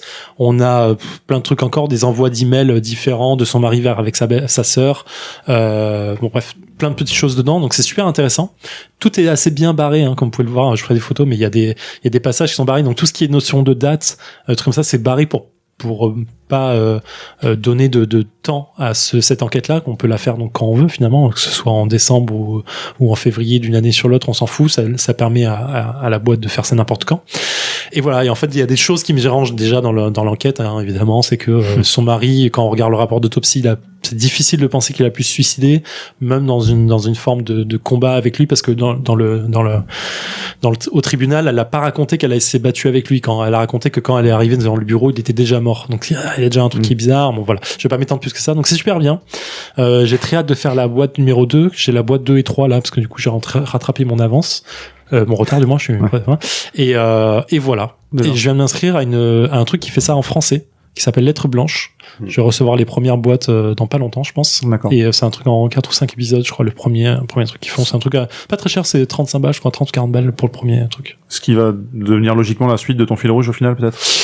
Non, je pense pas. J'en trouverai un autre plus difficile que ça, je pense. Ah, ok. Monsieur veut du défi. Très bien. Et on poursuit avec toi, Pitchy, du coup, qui a pour objectif de courir plus. Ouais, qu'est-ce que je peux raconter de plus que... Ah bah si, on a fait... si. Déjà, on est entre deux courses, là. On est entre deux courses. Donc, le dernier podcast, on avait parlé du Run My City qu'on devait faire et qu'on a fait. Qu'on a fait, qu'on a très réussi. bien passé. Enfin, c'était sympa. Combien de kilomètres pour combien de temps? 9 km pour un temps qui n'est pas intéressant puisqu'on s'arrête assez souvent, en fait. Ah, Mais c'est voilà, c'est ça. C'est en fait, tous les kilomètres, plus ou moins, en fait, tu passais devant des monuments, des lieux qui étaient où tu pouvais visiter entre guillemets. Enfin, quand je dis visiter, c'était vraiment tu passes dedans et voilà. Et il y avait beaucoup de monde pour le coup. C'est ça que j'ai un peu reproché, c'est que des fois tu faisais la queue, donc ça te bloquait un peu dans ta course. Et mais sinon c'était cool parce qu'on était 4 dans notre groupe, ouais. Ouais, et puis c'était sympa. Et là, du coup, on prépare les 10 km d'Adidas. Qu'on aura déjà couru. Qui arrive là, le dimanche, là, mais qu'on aura déjà couru quand le podcast sortira. On aura fait un temps de ouf. Et on aura fait moins d'1 heure, parce que Jordan veut faire moins d'1 heure, donc on fera moins d'1 heure. Mais on fera de toute façon moins d'1 heure. C'est très accessible, je pense, quand tu cours un minimum. Et donc voilà, donc du coup, non, sinon, autrement, mais comment dire, mes entraînements n'ont pas changé, c'est toujours au moins 2-3 fois par semaine. Bah c'est bien, je cours pas autant. Il faut que tu trouves un autre fil rouge, pareil quoi. Ouais, c'est ce que je suis en train de me dire, tu vois, Après, c'est un meilleur temps sur une course dans quelques mois, c'est... Oui, mais bon, c'est toujours un rapport avec ça, donc bon, là en plus cet été, ça va, je pense que de toute façon les courses, il y en a plus. Peut-être l'année prochaine, septembre-octobre, j'envisage peut-être monter de level et passer les 20 km. Ouais. Et ouais, tu me suis pas là sur ce coup? On va faire le 10 déjà. Et non, mais je pense que effectivement, peut-être le prochain, je trouverai peut-être un autre truc à faire. Jusqu'au marathon de New York dans 2 ans. Non, San Francisco. Oh bah voilà. Tiens, vas-y. Tant qu'à faire. Je vais juste tromper de ville, mais c'est pareil. C'est bien, si t'arrives à faire un marathon, respect. Quetrus, à toi de nous parler un peu d'un jeu de cartes. Je sais pas pourquoi j'ai choisi ce défi, franchement. Non, mais j'arrive pas à y jouer, honnêtement. J'ai joué un peu à l'aventure, machin, mais je monte pas. Je suis pas hyper motivé, en fait, par Hearthstone en ce moment. Je crois que je me suis lancé trop de défis à côté, un peu plus sérieux, et du coup. Comment ça, c'est pas sérieux, Hearthstone? C'est ça. C'est ça. Donc, non, j'ai pas vraiment beaucoup avancé. Faudrait que je me motive là-dessus, mais j'ai pas. Voilà, c'est pas. Tu joues régulièrement, mais sans avoir. Non, j'y joue vraiment pas beaucoup. Ah ouais, d'accord. Mais on peut encore changer, hein. Non, mais en fait, je trouve ça très bien, justement, de voir nos évolutions respectives qui sont pas du tout les mêmes. Zef qui est en avance de 2 ans, non, j'exagère, mais qui est bien en avance, quoi. Marion qui est stable, on va dire. Et il y a des gens, genre moi, où on est un peu en dessous, et Quetrus, je te laisse te placer, où on est en retard par rapport à... Non, mais c'est vrai que quand on avait dû choisir les défis, moi j'avais oublié d'en choisir un, et on a choisi Hearthstone comme ça. Ouais, c'est vrai. Et j'aurais peut-être pas dû prendre ce truc-là, quoi. Bah écoute, si t'as envie à tout moment, tu te dis, je change de fil rouge, et c'est plus un 2019, mais c'est un mi-2019, parce qu'on est à mi-chemin de l'année, donc on est au 6e podcast de l'année, donc on peut dire que les 6 prochaines. En fait, c'est quoi un fil rouge en fait? Parce que c'est ça que j'ai du mal à me truc, parce que je fais tellement de projets en même temps que tu vois, est-ce que c'est des fils rouges, est-ce que c'est pas des fils rouges, tu vois, genre des trucs quoi. Est-ce que c'est un défi? Qu'est-ce que t'as à côté justement qui t'empêche de jouer à Hearthstone par exemple? Déjà le boulot, une nouvelle boîte d'événementiel qu'on est en train de monter. Tu veux en parler ou pas spécialement? Ouais, je vais pas faire de pub quand même, mais vas-y, tu peux on fera plus tard. Bah non. Mais le lien. Alors, ok, je sais pas, est-ce qu'il y a un lien à mettre déjà? Une nouvelle boîte de celle que vous avez déjà? Non. Ah, c'est celle-là, tu vois? Celle-là. Ah, okay, parce qu'il y en a plusieurs. Si t'as envie de la façon d'en parler, je pensais que c'était un nouveau truc encore. Il y a un teasing qui se crée. Ça tease à mort. Je vois là sur Twitter, tout le monde me pose la question, mais qu'est-ce que c'est quoi? De quoi? Non, mais c'est vrai qu'on a monté un petit bout de temps, mais on a mis un peu de temps à démarrer en fait. Et on fait de l'événementiel ludique, entre autres, donc c'est-à-dire tout ce qui est autour du jeu de rôle, Murder Party, GN, team building, que ce soit team building un peu sérieux ou team building juste pour s'amuser. Et voilà, donc là on a l'écriture de la 3e Murder. Donc ça prend vachement de temps en fait, c'est long. On lance aussi des ateliers en fait. Là on lance un atelier de maquillage FX d'horreur en fait pour simuler tout ce qui est blessure, tout ce qui est hématome, ce genre de trucs. Et aussi t'as le démarchage en fait. On va avoir des boîtes pour voir si ça les intéresse, des partenaires, etc. Donc des bars, trouver des lieux, ce genre de choses. Donc, tu veux nous donner le nom? Ça s'appelle le Chimérarium en fait. D'accord. Et il y a un site peut-être? Alors il y a un site, mais il y a juste une page pour l'instant. Si vous voulez communiquer avec nous, allez sur Facebook en fait, vous nous trouvez facilement. Et il y a le lien de Facebook. Et on répond en bas là, tout de suite. Juste en bas. Il y a beaucoup de liens. C'est quand même bien fait. Hein. Il va y avoir plus de liens que... C'est le 5e lien que je note pour l'instant, donc ça va. C'est pas C'est énorme. tout? Il y en a plus que ça. Eh Bah non, on a 3 trucs plus... non, c'est normal, hein, c'est pas mais logique. de toute façon, regarde Ouais. en bas, tous les liens sont là, donc je vais pas comprendre. Mais du coup, non, mais c'est pas un fil rouge. Ce qu'on appelle un fil rouge, finalement, c'est un truc que tu veux t'imposer à toi parce que tu sais que c'est un truc que tu fais pas naturellement. Ouais, en fait. d'accord. voilà, c'est Moi, ça. c'est ça que je veux dire. Moi, quand je l'ai proposé, je me disais, ok, moi, je sais que par exemple, Hunting Killer, c'est un truc que je stockais, mais je veux faire. Bah voilà, je m'impose. C'est une forme de pression sans vraiment Personnelle, pression. ouais, Il y a voilà. pas, voilà, Ouais, c'est c'est sans se dire, il y a pas de conséquences, tu le fais pas. Mais voilà, c'est une petite fierté de te dire, ok, j'ai réussi à me respecter sur mes propres délais. En fait, c'est juste ça. En fait, après, Exactement. il y a pas de Pas y a pas de jugement ni particulière, pression. Quoi. Bah si, justement, il y a de la pression, sinon c'est pas un fil rouge. Non mais j'ai pression dans Ouais. le sens il y a pas de jugement en fait, on va pas te Il y a juger pas de parce que tu jugement, peux oui, jouer à non, Hearthstone, c'est clairement pas- c'est nul. Mais Alors c'est- non, mais enfin peut-être que mais voilà, c'est juste ça, c'est ça pourrait dire tu pourrais dire bah voilà, j'ai envie de prendre des cours de cuisine tous les mois, est-ce que je vais arriver à à respecter ce délai à me donner Ah, en fait, oui, tu vois. d'accord. C'est Par ça en exemple, fait hein, ouais, ce que j'appelle un fil rouge après Ouais, chacun ouais. sa définition peut-être. exactement. Mais- Non, ça c'est. Bah, moi, j'ai repris le sport, là, du coup, je me suis un peu fixé toutes les Ah. semaines aussi. Bah c'est bien. Voilà. Qu'est-ce que tu fais? De la boxe taille. Oh, Voilà. Ok, un truc calme quoi. C'est cool. Ouais, non, bah, c'est plutôt calme, en fait. c'est des foules. Ça, oui, ça défoule. Mais c'est bien déjà. Ça dépend si t'es un doc ou pas. C'est vrai. Et notre corps change aussi quand on fait ce sport. Ouais, clairement. Il y a que les vieux qui comprennent ce truc. Tu sens les rotules différemment quoi. C'est ça. Et du coup, je vais reprendre la parole puisque donc moi, le mois dernier, j'avais été très décevant au niveau de mon fil rouge et on m'a jugé et c'est pas grave puisque au début du mois de mai, j'ai rattrapé. Enfin non, pardon, j'ai commencé par rattraper mon retard puisque j'ai très très vite lu. Bon, alors quelque chose que j'adore, qui était facile, c'est Dragon Ball Super tome 7. Donc je vais pas en reparler, mais c'est très bien. Je trouve en manga ça passe. Et j'ai lu un bouquin qu'on m'a mis sur ma table de chevet en mode lis-le, c'est rapide et c'est cool. Ça s'appelle Zai Zai Zai Zai. Je ne sais pas si vous connaissez.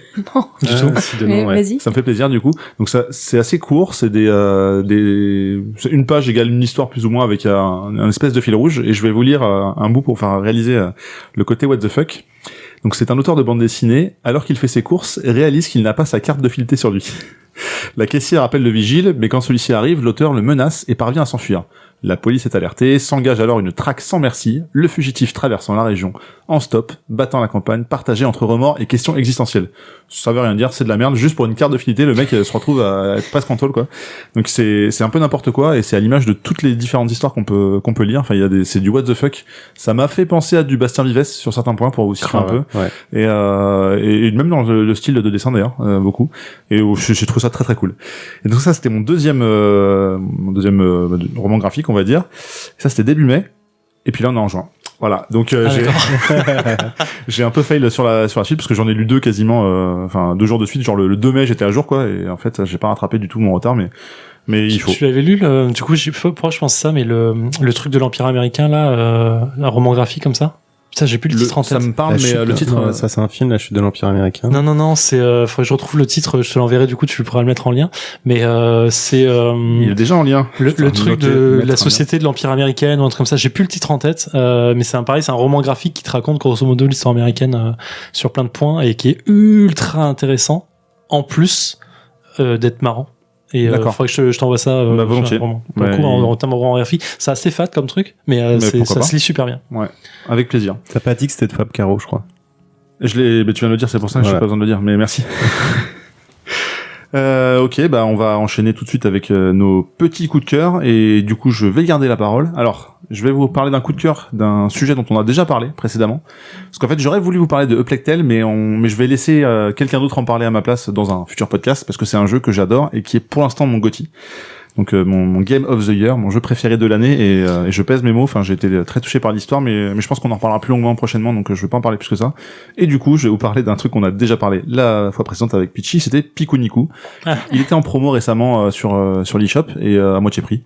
Du coup, je l'ai acheté et même en ayant écouté le podcast et l'ayant vécu, je m'attendais pas à cette façon de jouer en fait. Enfin, c'était différent de ce que j'imaginais. Et du coup, c'est assez rigolo parce que c'est un côté plateforme, mais en fait, tu l'avais déjà très bien vendu, mais les histoires s'enchaînent, tu sais pas trop où tu vas, tu dis bon, ouais, c'est pas grave, je fais ça maintenant, je fais ça plus tard, et en fait, t'es porté par le truc et c'est vraiment fun. Enfin, vraiment, j'apprécie beaucoup. Je pense qu'il est assez court, j'ai dû jouer que 2 heures pour l'instant. Ouais, il est, ouais. Mais ouais, j'aime beaucoup, donc je le recommande et il est peut-être encore en promo au moment où vous nous écoutez. Donc, Pikuniku. À toi, Zef. Est-ce que t'as un truc que t'as kiffé oui, de fou, Alors, sachant qu'on en a un petit peu je parlé. le prends dans les mains. Bouge pas, regarde ce bouquin. C'était ta Il est chronique au talon à normalement. droite. Alors, voilà, pour la petite histoire des gens qui nous écoutent, c'était effectivement ma chronique à la base. C'est comme je disais, je cherche en ce moment pas mal de jeux de plateau et jeux en tout genre d'ailleurs qui se jouent en solo ou duo solo, mais surtout solo. Et j'ai trouvé il y a pas longtemps sur un forum. Enfin, sur un groupe Facebook que je suis, bref, on s'en fout. Un truc qui se joue en solo, c'est une campagne de jeu de rôle en solo. Alors, dans la forme, ça ressemble énormément à des livres dont vous êtes le héros, hein, tout le monde connaît, tout le monde a déjà entendu parler de ça ou on a fait un dans sa vie. Mais là, c'est vraiment un jeu de rôle en solo, ça de plus gratifiant, plus gros, que c'est plus complexe normalement en termes de jeu, parce que t'as une vraie fiche de perso avec plus de caractéristiques, plus de compétences, avec un système de jeu un peu plus complexe que le livre dont vous êtes le héros. Ça n'empêche pas de pouvoir le lire sans rien faire, hein. On peut, l'auteur le dit, hein, si vous avez plusieurs choix, de la façon dont vous le faites, c'est soit vous le lisez comme des chapitres classiques, hein, et vous suivez là où vous allez, soit vous lancez vraiment les dés, parce qu'il y a un système de jeu avec les dés et tout machin, et voilà. Donc c'est un gros bouquin, hein, il y a, je sais plus, 400 pages, je crois. Attends, je regardais ça tout de suite, voilà, 350 pages, dirons-nous. Ça s'appelle Dans le nid du mal. Acte 1, rongé de l'intérieur. On a une très belle couverture là avec un aigle nazi. Ça se passe dans les années 40. Ça a été censuré en France parce que la croix nazie est pas apparente. C'est écrit par Patrick Boulanger et Guillaume Gagnon. C'est à GGS Édition. C'est canadien. J'ai commandé ça sur le net donc pour le faire. Le gars se vante un peu de dire voilà, c'est un croisement entre un truc historique et un peu Lovecraftien. Donc ça a tout pour me plaire. Je me dis putain, go, mais qu'est-ce que j'ai attendu, pourquoi je suis loupé ça? Et on va reprendre ce que disait Pitchy avant le podcast. Tu disais que le livre avait l'air joli. Ouais, Il est joli. Je le vends, attention. Ouais, mais du coup, non. Je le vends. Donc voilà, je vais voir le site internet qui vend ça. Je l'achète, je le reçois très rapidement. Je suis assez content du truc. Tu vois, il y a mes fiches de perso dedans, ça. Ah oui, carrément. J'imprime ma fiche de perso dedans. Il y a deux trucs notés dessus. Hein. D'accord. C'est super. Okay. Mais pourquoi? Et donc je commence à lire l'introduction et tout. Ça me prend 20 minutes tranquillement. Je prends mon temps, machin et tout. Je commence le jeu. 1h30 après, je l'ai fini. Ah oui. Et voilà, 350 pages. Sérieux? Je me dis, en fait, il se passe plusieurs choses dans ma tête au long de pendant cette 1h30. Hein. Alors c'est pas un coup de cœur, c'est un vrai coup de gueule. Hein. Ah putain. Il est pas content. Pendant 1h30, il y a plusieurs choses qui se passent. Il y a des fautes. Il y a vraiment des fautes dedans. Genre, moi, je suis pas bon en orthographe, mais là, je les vois, je me dis, c'est chaud quand même. Alors, parfois, il y a des trucs, je me dis, bon, c'est canadien, c'est peut-être la façon de parler qui est différente. Non, mais là, il y a des fautes. Il y a des erreurs de traduction ou de formulation qui sont dégueulasses. Tu relis le truc 3 fois pour essayer de comprendre. La typo est un peu dégueu, ça fait un peu rapport militaire, tu sais, donc c'est un peu désagréable à lire, mais bon, ça, à la limite, ça donne l'ambiance. Il y a des trucs cool dedans, il y a beaucoup d'histoires. Clairement sur la Seconde Guerre mondiale, sur le côté nazi, côté allemand surtout, Wehrmacht, nazi et tout, donc SS, t'apprends plein de choses, on aime ou on n'aime pas, faut se donner quand même l'idée de dire que tu vas jouer un mec de la Wehrmacht qui va travailler avec un SS, hein, mais ça part très vite en couille, puisqu'il y a un côté très Lovecraftien, comme c'est dit, il y a une forme de manipulation de monstres, de machin qui prend en possession des gens et tout machin. Alors je pourrais pas en dire plus, parce que de toute façon c'est tout ce qui est raconté. Voilà, et en fait, donc j'arrive à... Je peux vous raconter l'histoire, grosso modo. Voilà, on nous appelle parce qu'il y a des meurtres bizarres. On est un soldat de la Wehrmacht, on est un général, je crois, un truc comme ça. Et on commence l'enquête. On est avec un mec SS. Il y a un long trajet de 2 heures qui se retrouve sur 6 ou 7 pages, je crois. 6 ou 7 choix de pages, pardon. Donc tu lances le dé pour savoir comment tu réagis avec lui, machin et tout. Tu apprends vite finalement que ce mec est un monstre manipulé. Donc voilà, tu le tues. Ça se passe en 3 minutes. Tu fais ton rapport à ta hiérarchie et là t'arrives à la fin du truc où on te dit tu gagnes 2 points d'expérience. Cool, je commence à gagner des points d'expérience parce que c'était un gros chapitre au début qui t'explique comment gagner des points d'expérience et comment tu les changes et tout, tu vois. Et là déjà je tombe sur un bug, mais un bug ultra violent. Oh la vache. Genre il y a marqué à la fin de ce truc, il y a marqué aller en 150. Tu vas en 150, c'est le début de l'action. Tu fais mais qu'est-ce qui s'est passé? je me retrouve au début de là où je combats le mec. Qu'est-ce qui se passe? Je me dis ok, c'est un rêve, peut-être c'est un rêve, tu vois. Donc je continue. Non, en fait, et à la fin il y a marqué allez faire votre rapport. Donc je finis faire mon rapport. Il y a marqué aller à 150. Qu'est-ce qui se passe? Je ne comprends pas ce qui est en train de se passer. Donc je continue. Putain mais je tourne non, là c'est une blague. Et donc je continue. J'essaie de revenir en arrière, faire des choix différents, tu sais, pour essayer un truc. Et je retourne sur 150. Je me dis fous de ma gueule. Sur les 1h30 de jeu, t'as joué 1 heure sur les vraiment. Ouais, non, tu vois, tu sens la vénéritude là. Je suis vénère. C'est pour ma gueule le truc. Moi, je cherche les étoiles que t'avais dans les yeux.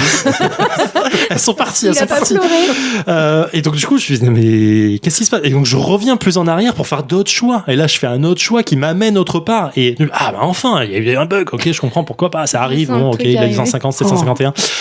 Et là, donc je tombe sur un autre truc et je tombe sur une page. Il y a marqué dossier acte 1. Si vous lisez ici, c'est que vous avez fini l'histoire. Je suis sous ma gueule. Ça fait 1h30 que je joue. Je peux pas avoir déjà fini 40 balles de bouquin. C'est pas possible. Dur. Donc je continue. Et effectivement, il t'explique tout ce que t'es censé avoir compris. Parce que oui, il t'explique tout l'acte 1 dedans. Putain, c'est horrible. Et ce que j'ai compris. J'avais compris, parce que je l'ai fait. Je l'ai fait, cet acte 1. Je l'ai compris, le truc. Donc le gars m'explique des trucs que je sais déjà. En me donnant des références sur des trucs que je sais déjà. Bah voilà. Et il y a marqué fin d'acte 1. Et je me dis, il y a une suite. Et attends, il y a pas marqué aller en 150, il y a marqué aller quelque part. Et donc je commence à feuilleter le bouquin. Et en fait, c'est que des choix différents que tu peux faire sur une action qui est exactement identique. C'est triste. C'est genre, tu la tires dans le genou, ok, va en 150, va en 149. Là, tu lui tires dans le bras, ok, va en 138. Et dans cette action-là, t'as choisi de tirer dans les couilles, va en 129. Ouais. C'est chaud. Et du coup, dans la description, il y a le lien de la vente de ton livre. Je le vends 20 balles. Je l'ai acheté 40, je le vends 20 balles. Ça a changé depuis tout à l'heure, tu vois. Ouais. Et donc, je suis allé sur le forum en question, tu vois, je me dis, pour finir mon histoire, désolé, c'est long. Non, mais c'est intéressant. Je vais sur le forum, donc, le groupe Facebook, je dis, les gars, non, mais j'ai les gars, est-ce qu'il y a que moi, en fait? Peut-être que, je sais pas, je dis peut-être que je passe à côté d'un truc, j'ai pas compris un truc. J'ai peut-être pas lu la bonne page 150, je sais pas. Et je commence à réécrire mon histoire rapidement. J'ai vu quoi là, en 2 heures de temps avec les règles, j'ai fini le truc, c'est normal. Et un mec qui me répond, me dit, non, t'es pas le seul. T'es pas le seul parce que non, effectivement. Mais l'auteur a dit que voilà, dans l'acte 1 était une grosse préparation à l'acte 2. Je sais pas, oui, c'est pour ça que ça se trouve avant, en même temps. Ouais. Et l'acte 2 sera bientôt en vente. J'ai vu un teaser de l'acte 2. Je me suis dit, mais non. Apparemment, c'est 200 € pour 2 heures de jeu. Non. 40 balles. 40 balles, ça fait cher. 40 balles. Ouais. Qui t'es fils de méchant? Bah voilà. Méchant? T'es méchant, mec. Sérieusement? Je comprends pas. Et voilà. Donc non, n'achetez pas ça. D'accord. Du coup, c'est un coup de cœur qui s'est transformé en coup de gueule. Et vraiment, et donc du coup, je me suis dit, quand j'ai commencé le truc, je vais le présenter le contre-cas, ça a l'air sympa, tu vois, ça change un peu du livre dont vous êtes le héros. Et franchement, ça change complètement. Et je me suis dit, mais c'est une foutage de gueule. Putain. Que Truss pleure, mais pas pour les mêmes raisons. Putain. Voilà, donc faites les livres dont vous êtes le héros, les nouvelles versions sont pas si bien que ça, mais quand même, c'est mieux que ça, quoi. C'est plus long, quoi. J'ai pris les étoiles dans les yeux, là. Putain, désolé, c'était long. Je le couvais depuis le début de l'émission. C'est important d'évacuer ce genre de frustration. Ça merde. Donc du coup, je veux pas le lien dans ce truc-là. J'en parle, mais personne. Je vous déconseille ce truc. Je mettrai un petit warning par rapport à ça. T'as même pas dit le nom aussi. Si, mais on va pas le redire. Mais en plus, le pitch de base est ouf. Tu vois, tu te dis putain, tu joues un gars de la Wehrmacht pendant la Seconde Guerre mondiale. En fait, le livre est joli. Oui, mais tu vois, le pitch il est cool. Lovecraftien, tu joues côté SS et tout machin. Tu vois, ok, il y a un truc à faire. Tu vas te retourner contre les nazis, tout ça va être cool. Bah non. Peut-être que si, t'en as que 5, quand t'auras 200 balles de dépensé. Non, mais il y a bien des gens que t'aimes moyennement et à qui t'as besoin de faire un cadeau prochainement. Bah oui, bah voilà, mais c'est ça. Non, paye 40 balles, non, j'ai envie de me rembourser un peu dessus. Ok, bon, voilà. Très bien. On va enchaîner avec toi, Pitchy, pour savoir quel est ton coup de cœur. Et j'espère que pour le coup, tu l'auras un peu plus apprécié que le dernier sujet. Ah oui, non mais alors j'ai pas vraiment de coup de cœur ce mois-ci parce que j'ai pas fait grand-chose. D'accord. Dire, hein. Il y a des mois comme ça.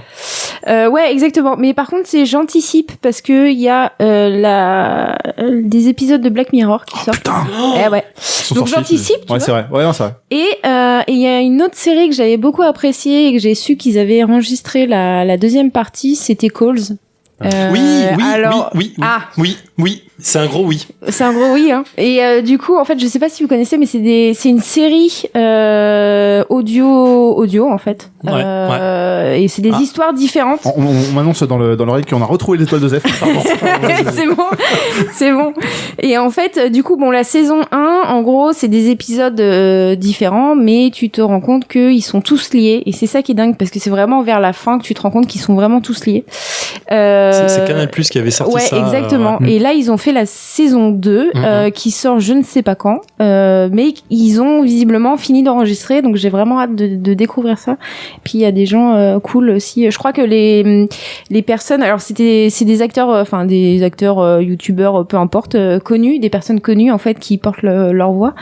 Et notamment il y avait Kian Kojandi, il y avait Le Caplin, il y avait, voilà, il y a énormément de monde. Voilà, ça a pas fait un four, mais presque. Ça a pas très bien fonctionné quand c'est sorti. Ça a pas super bien fonctionné, mais moi j'ai vraiment adoré pour le coup. Ça a l'air trop bien. Ouf. Ah, c'est en fait, super. ils vendaient ça comme la première série qui s'écoute. C'est ça, exact. Et tu regardes l'écran. En fait, c'est un écran noir où tu vas avoir quand les gens apparaissent dans la narration, ils mettent leur nom, et quand ils parlent, ils clignotent un tout petit peu. Voilà, exactement. Et ça t'aide à visualiser qui parle tout le temps. Et le premier épisode se passe sur un truc de plongée sous-marine, et c'est tuant comme truc. Moi, j'ai kiffé. Ouais, j'ai adoré. Et puis moi, j'aime bien aussi l'histoire. L'histoire, c'était porté sur un peu la fin du monde. Et moi, j'adore tous ces trucs-là, en fait. Tout ce qui porte, tout ce qui est un peu science-fiction, trucs comme ça. Et franchement, je m'y attendais pas du tout.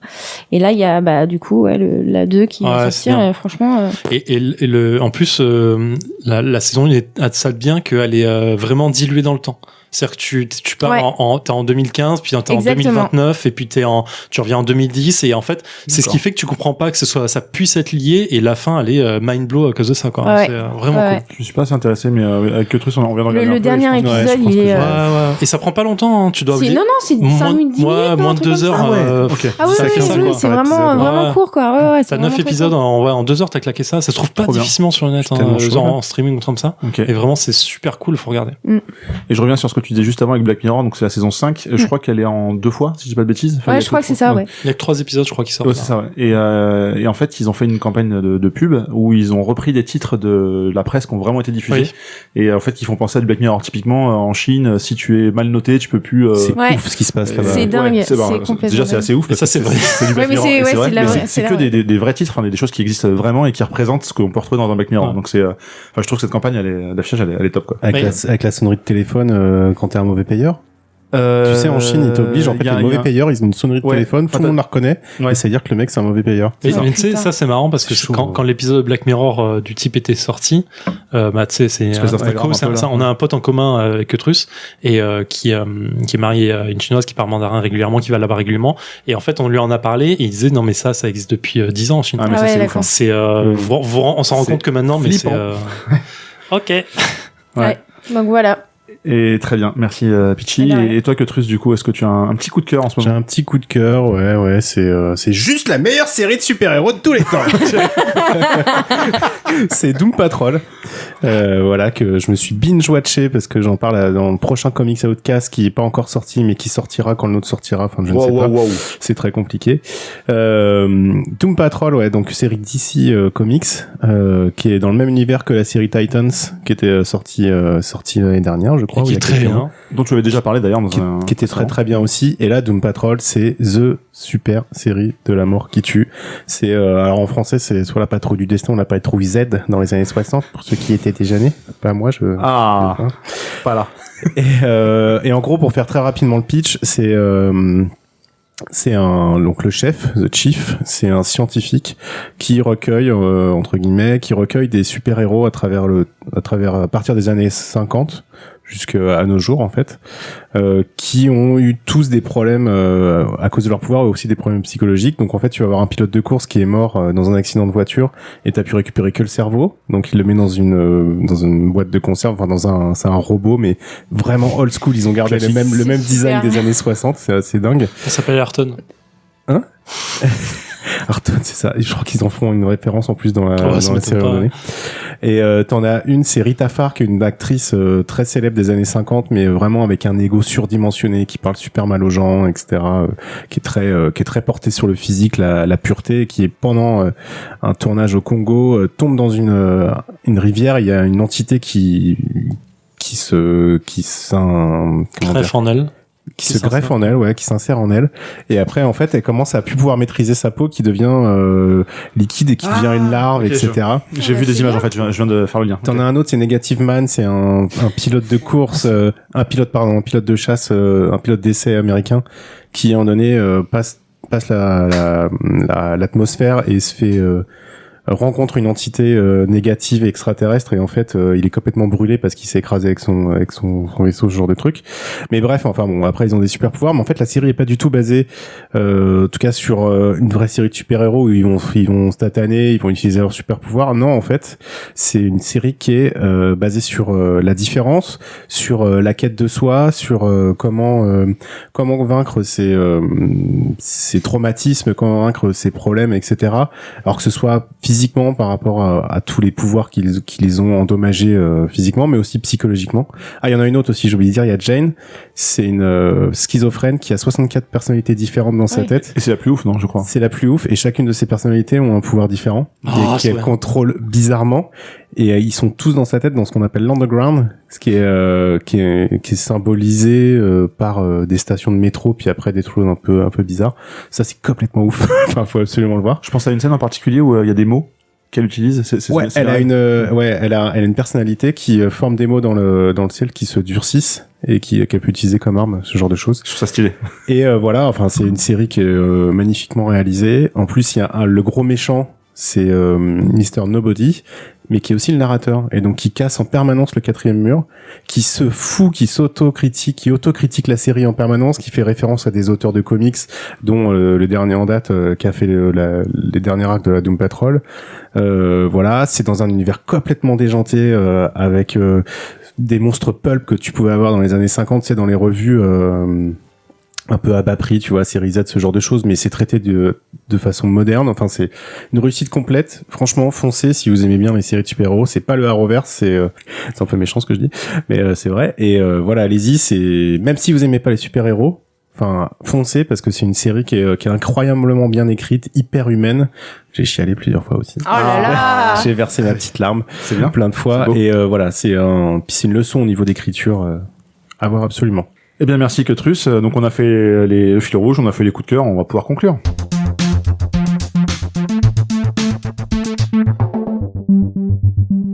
Donc, on va faire un rapide récapitulatif des différentes chroniques qu'on a abordées. Donc, je me rends compte en fait que c'était très très basé sur la narration. On a parlé que de ça quasiment dans tous nos sujets, donc c'est plutôt cool. Donc, Cutrus, t'avais commencé avec de différents jeux édités par Arte France, avec notamment Vectronome et Alt Frequencies, mais bien d'autres. Pitchy, tu avais enchaîné avec What Remains of Edith Finch, qui est un jeu qui a fait l'unanimité parmi nous. Et enfin, Zef, tu avais parlé de The Dark Phoenix Saga, qui a mis des étoiles dans tes yeux, hein, comme à plusieurs reprises dans ce podcast. Je vous remercie à tous et toutes d'avoir fait ces différentes chroniques. On va faire vos petites pubs respectives. On va commencer par toi, Pitchy. Où est-ce qu'on peut te retrouver sur les réseaux sociaux? Sur Twitter. Et puis voilà, Insta, enfin. Voilà, donc au lien habituel qu'on trouve dans la description. Très bien. @_Pitchy, je crois, mais je crois que de toute façon c'est écrit en bas. Il faudrait que je l'apprenne un jour. C'est plus simple de cliquer. Cutrus, toi, qu'est-ce que tu fais dans la vie? C'est une bonne question. À part ne pas jouer à Hearthstone. Qu'est-ce que tu fous dans la vie, en tout cas? Moi, on peut me retrouver donc sur Comics Outcast ou sur Whisperos, un podcast sur l'univers de Game of Thrones. Qui s'est terminé du coup avec la saison 8, enfin en tout cas le Game of Thrones. Ouais, qui s'est terminé avec saison 8, mais vous pouvez réécouter si vous n'avez pas, si vous avez envie de revivre la saison. On va dire pas que c'est terminé, c'est pas vrai, hein. Non, pas encore. Game of Thrones est terminé. Excusez-moi, je ne parle pas du podcast, mais quoique. Après, il y a d'autres choses. Je connais pas bien la série, mais je sais que c'est fini la saison 8, en tout cas. Ouais, il y a des spin-offs qui sont prévus. Voilà, c'est ça. Très bien. Et toi, Zef? À peu près pareil. Juste rajouter le défaussé parce qu'on parle de jeu toutes les semaines avec ma pote Alex et c'est plutôt cool. Et on sort quand? On sera à PEL. Ah merde, c'est peut-être trop tard. Ah, je me rends pas compte si. Non, je sais plus. C'est quand? Fin juin. Non, fin juin, bon. on sera à PEL. Alors, Paris Ludique. C'est un week-end de jeu à Paris. Voilà, c'est pareil logique. Et puis voilà, donc ce sera cool. On va rencontrer des auteurs. On a des trucs de prévus et tout. Et allez voir PEL, enfin allez à PEL si vous aimez les jeux de plateau, jeux de rôle, tout comme ça, parce qu'il y a plein de trucs et c'est un des meilleurs salons de Paris, je pense, en termes de jeux. Oui, moi j'y serai aussi avec l'association La Boîte à Chimère. On fait plein de démonstrations, on a des jeux géants, il y a une escape game Lego à faire, etc. Ouais, il y a plein de c'est choses. cool. Eh ben, très bien. Tout ça est déjà dans les différents liens et descriptions, donc c'est parfait. Évidemment, vous pouvez vous abonner, hein, parce que comme ça, vous ratez pas les prochains épisodes. Vous avez remarqué que c'est tous les deuxièmes mercredis du mois. Maintenant, on est régulier, c'est très bien. On est sur Spotify, sur Podcast Addict, sur Apple Podcast, etc. Et j'avais une petite question pour toi, Catrus. Est-ce que t'es prêt à faire du calcul? Vas-y, c'est mental. parti, je suis chaud. Alors, tu vas prendre... J'ai pas le droit à la calculette. Non, Non. c'est que d'accord. tête. C'est un peu chaud, mais bon. Fais gaffe parce que je suis à fond dans le mentalisme en ce moment. Ok, donc, je suis prêt. je vais essayer de faire pas trop compliqué. Donc, tu vas prendre ton année de naissance, que tu Ouais. ne communiques pas, mais tu gardes pour toi. D'accord. Tu ajoutes ton jour de naissance. Ok. Tu ajoutes 5. Ok. Tu retires ton année de naissance. C'est horrible. Ok. Tu retires ton jour de naissance. Ok. Je multiplie par 1, Tu multiplies par 2. 2, et je divise. Tu multiplies par 2. Ouais. Tu divises par 4. D'accord. Et là, tu vas me donner le chiffre qui va correspondre au nombre d'étoiles qu'il faut mettre sur Apple Podcast. Et c'est... Très bien, Jean-Pierre. Je crois que c'est 5. C'est 5 exactement. Bravo. Bravo, super. J'ai gagné quoi? Eh ben, t'as gagné le droit d'aller sur le téléphone d'un ami que Allez. tu aimes beaucoup et qui n'est pas ici parce que tout le monde est déjà abonné. Tu vas l'abonner au Contrecast et lui mettre 5 étoiles sur Apple Podcast. Très bien. Eh bien, merci à tous. J'essaie de nouveau à chaque fois, mais j'arrive au bout de mes idées, mais je vais trouver à chaque fois un truc différent. Merci de nous avoir écoutés. J'espère que ça vous aura plu et parlez-en autour de vous parce que c'est cool. Nous, on s'amuse à le faire, donc on espère que vous vous amusez à nous écouter. Bisous, à la prochaine.